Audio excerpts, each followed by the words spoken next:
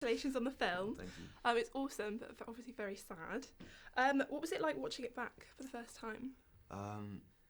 Well, it's weird, you know. I mean, watching yourself is always tough, and I've seen it twice now, and I think that's the right number of times to then stop and kind of, because I think you can kind of begin to see it objectively, but watching something that you're in is always difficult.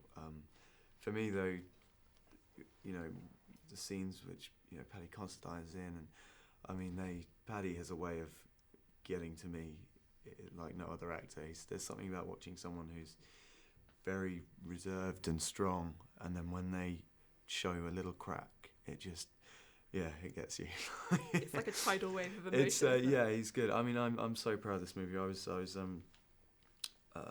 read the script on the way to set one day when I was shooting my first movie, Warhorse, and it really moved me, and I kind of thought, well, if the script on paper can kind of do this to me, then I want to see that movie, and what if there's a chance I can maybe be in it? So and it's one of those things that I thought had a real credibility to it, and a real honesty and a real truthfulness, and I was very lucky to be in a position where I could have gone and done some, I guess what we'd call kind of Hollywood kind of movies, and this was a movie that I thought, well, this isn't being made for money. This isn't being made for any commercial reasons. It's art for art's sake, and it's that's the sort of thing that I think gets every actor excited. Yeah. And obviously Dakota's been acting since she was about this high. Yeah. What was it like working with her? Well, she is, compared to me, she's infinitely more experienced. I mean, infinitely so. So it was great, because he's someone who just knows how to do it, and is professional to an extraordinary degree, especially considering her age, and so it just makes it so easy, like if you're with an actress who's that committed, and when the camera's rolling, that is that character, then it makes it so easy for you. Yeah. And obviously you had some quite romantic scenes. What was it like working with her on the kissing scenes and that kind of thing? Again, it's great. You always worry about that stuff, because it's so difficult to make something like that get the actual kind of passion and emotion through on screen, because it can always look so sterile. It can always look so forced, and so we just had to keep it very real and let things happen naturally, and that's what's great with Dakota. You can just, I mean, I didn't have any idea what was going to happen with that scene and with some of those scenes, and you just let it happen, and it's a surprise to you, and and I think that's what makes it work. Yeah. Did you have a practice beforehand, or did you just go in? No. You go. I mean, there's never rehearsal when you're doing movies, so you go for it, and improvise.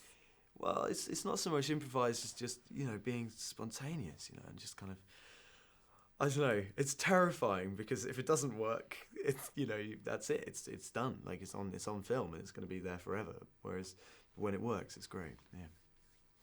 And obviously, playing the lead male, you must be getting a lot more attention from the ladies in general. I wish. No. I'm I don't know. I went to an all-boys school, so I'm absolutely terrible with girls. Do you get people recognising you, or? No, I don't get any of that. I mean, I'm quite lucky to the movies that have come out. I don't know. I've got different hairstyles anyway, so no, I don't get no. Have you got any tried and tested chat-up lines that work a treat, or are you not kind of? I'm a disaster. I wish it was that easy. Wouldn't that be great if there was just like one magic line, that thing that you say, and it works?